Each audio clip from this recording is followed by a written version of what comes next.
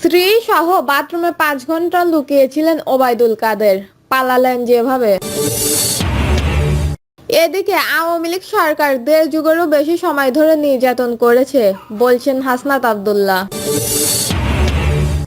জানাবো সচিবালয় এনবিআর বিপ্লব হবে, আন্দোলনকারীদের হুঁশিয়ারি হাসনাত মাসুদের। এবং সর্বশেষ জানাবো চলতি মাসেই চূড়ান্ত হতে পারে প্রবাসীদের ভোটের পদ্ধতি। শুনছিলেন সংবাদ শিরোনাম, এবারে বিস্তারিত। স্ত্রী সহ বাথরুমে 5 ঘন্টা লুকিয়েছিলেন ওবায়দুল কাদের, পালালেন যেভাবে। ছাত্র জনতার অভ্যুত্থানে পতন হয় আওয়ামী লীগ সরকারের।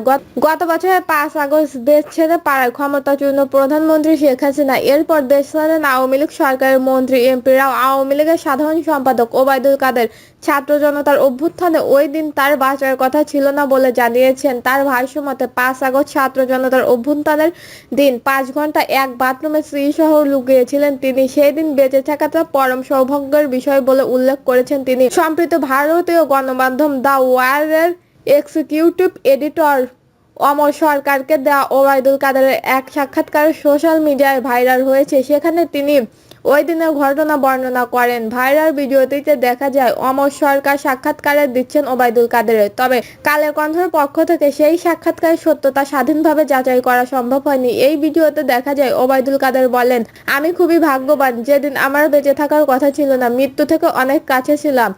আমার সংসদ এলাকায় আমার নিজের বাসায় এরিয়ার পার্শ্ববর্তী আরেকটা বাসায় আশ্রয় নিয়েছিলাম। তখন চারদিক থেকে মিছিল আসছিল। এটা আসলেই ছিল প্রধানমন্ত্রীর গণভবন কেন্দ্রিক। তিনি বলেন, আমি যে বাসাটায় ছিলাম তারা সে বাসাটায় হামলা করে। তারা জানতো না যে সেখানে আমি আছি।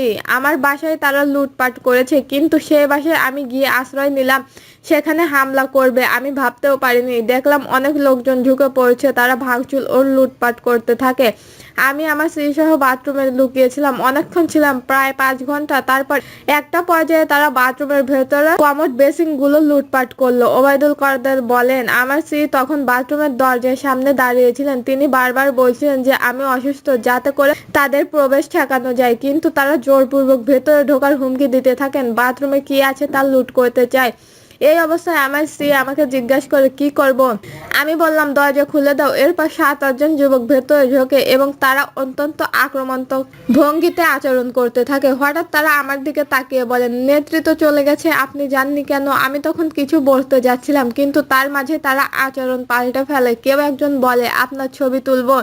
তারপর শুরু হয় ছবি তোলা। কেউ কেউ সেলফিও নেয়। ধারণা করি এদের মধ্যে অনেকেই আমাকে চিনত। তিনি জানান ঠিক কী কারণে প্রথমে তাদের মধ্যে আক্রমণাত্মক মনোভাব ছিল আর হঠাৎ কেন করে সেই আচরণ শিথিল হয়ে গেল তা তিনি বুঝে উঠতে পারেনি। আচমকায় তারা ঠান্ডা মাথায় কথা বলতে শুরু করলো। তাদের মধ্যে একটা গ্রুপ তখন চাইছিল তাকে রাস্তায় নামিয়ে সেনাবাহিনীর হাতে তুলে দিতে, আবার কেউ কেউ চেয়েছিল জনতার হাতে তুলে দিতে। এই পরিস্থিতি তার মনে গভীর চাপ ও মানসিক ভাঙন সৃষ্টি করে। এরপর তারা তাকে একটি লাল পতাকার ব্যাজ এবং মুখে কালো মাস্ক পরিয়ে সংসদ এলাকা থেকে গণভবনের অভিমুখে বড় রাস্তায় হাঁটিয়ে নিয়ে যায়। হঠাৎ কোথা থেকে একটি খালি ট্যাক্সি বা ইজি বাইক এসে হাজির হয়। সেই মুহূর্তে রাস্তায় কোনো গাড়ি ছিল না। তিনি মনে করেন এটি হয়তো তার ভাগ্যের বিষয় ছিল। এক প্রশ্নের জবাবে সাবেক এই সেতুমন্ত্রী বলেন, তাদের মধ্যে 2 জন তাকে ও তার স্ত্রীকে সেই গাড়িতে তোলে এবং পথে যেতে যেতে চারপাশের চেকপোস্ট ও লোকজনকে উদ্দেশ্য করে বলেন, চাচা চাচি অসুস্থ, হাসপাতালে নিচ্ছি, বিরক্ত করবেন না। এইভাবেই তারা তাকে অনেক দূরে একটি জায়গায় নিয়ে যায়। তিনি বলেন, ভাবতেও পারিনি যে যারা কয়েক মিনিট আগে বাথরুমে জোর করে ঢুকেছিল তারাই আমাদের এভাবে রক্ষা করবে। সেই দিন বেঁচে যাওয়া ছিল একবারে অপ্রত্যাশিত। এটা ছিল পরম সৌভাগ্যের ব্যাপার। এটাই সবচেয়ে বড় গুরুত্বপূর্ণ। এদিকে আওয়ামী লীগ সরকার 1.5 যুগেরও বেশি সময় ধরে নির্যাতন করেছে বলছেন হাসনাত আব্দুল্লাহ। জাতীয় নাগরিক পার্টির দক্ষিণ অঞ্চলের মুখ্য সংগঠন হাসনাত আব্দুল্লাহ বলেছেন, আওয়ামী লীগ সরকার গত 1.5 যুগেরও বেশি সময় ধরে আপনাদেরকে নির্যাতন করেছে। আমরা এনসিপির সঙ্গে নিয়ে সত্য উদ্ধারে বাংলাদেশ গড়ব। এর আগে এনসিপির কেন্দ্রীয় যুগ্ম সদস্য সচিব ডাক্তার তাসনিম জারা বক্তব্যে বলেন, এনসিপির কার্যক্রম গতিশীল করতে সারা দেশে পথসভা হচ্ছে। এনসিপির কার্যক্রম যাতে তৃণমূল পর্যন্ত পৌঁছে সেই কাজ চলছে। তিনি আরো বলেন, নতুন একটা বাংলাদেশ আপনাদের সঙ্গে নিয়ে করব। জুলাই আন্দোলনের নারীরা সামনে থেকে লিড দিয়েছেন। আগামী বাংলাদেশ এভাবে সামনে থেকে কাজ করতে হবে, সেই সম্মানিতভাবে করা প্রয়োজন। সচিবালয় এনবিআর বিপ্লব হবে আন্দোলনকারীদের হুঁশিয়ারি হান্নাত মাসুদের। জাতীয় রাজস্ব বোর্ড ও চট্টগ্রাম বন্দর চলমান আন্দোলনকে ইঙ্গিত করে কড়া হুঁশিয়ারি দিয়েছেন জাতীয় নাগরিক পার্টির জ্যেষ্ঠ যুগ্ম মুখ্য সমন্বয়ক আব্দুল হাসনাত মাসুদ। তিনি বলেন, আজ সচিবালয় এনবিআর যারা স্ট্রাইক করছে তাদের বলছি বিপ্লব ওখানেই হবে। হান্নাত মাসুদ লেখেন, আজ সচিবালয় এনবিআর যারা স্ট্রাইক করছেন তাদের বলছি বিপ্লব ওখানেই হবে। আপনারা দুর্নীতি আর লুটপাট স্বাধীনতা চালাচ্ছেন, কিন্তু 24-এর পরবর্তী সময়ে এটা আর পারবেন না। হাসিনা পুরো শাসন আমলের প্রতিটি গুম খুন দুর্নীতি অর্থ পাচার সবকিছু সহযোগী আপনারা। ভাববেন না পার পেয়ে যাবেন। পুনরায় বলছি, পার পাওয়ার কোনো সুযোগ নেই। সরকারের উচিত অবিলম্বে এইসব দুর্নীতিগ্রস্তদের অপসারণ করে নিরপেক্ষ কমিশনের মাধ্যমে তদন্ত ব্যবস্থা করা। এর আগে সকালে চট্টগ্রাম দলের এক কর্মসূচি অংশ নিয়ে এনসিপির দক্ষিণাঞ্চলের মুখ্য সংগঠন হাসনাত আব্দুল্লাহ কঠোর হুঁশিয়ারি দেন। তিনি বলেন, কর্মচারীরা সরকারের কাজে বাধা দিলে, হুমকি দিলে জনগণ তাদের বিকল্প খুঁজে নেবে। সংস্কারে বাধা দিলে সরকারি কর্মকর্তা কর্মচারীরা সরকার জিম্মি করতে পরিস্থিতি ভালো হবে না। গত বৃহস্পতিবার উপদেষ্টা পরিষদের সরকারি চাকরি আইন সংশোধন করে অধ্যাদেশ আকারে জারি করার প্রস্তাব অনুমোদন করেন। এতে সরকারি চাকরি সহজে ও কম সময়ের মধ্যে দেওয়ার বিধান রয়েছে। এতে আপত্তি জানিয়ে সরকারি কর্মকর্তা কর্মচারীরা রোববার সকাল থেকে দিনভর সচিবালয়ে বিক্ষোভ করেন। তাদের আপত্তির মাধ্যমে রাষ্ট্রপতির অনুমোদনের পর গতকাল রাতে অধ্যাদেশটি জারি করা হয়। আজও সচিবালয়ে বিক্ষোভ করছেন কর্মকর্তা কর্মচারীরা।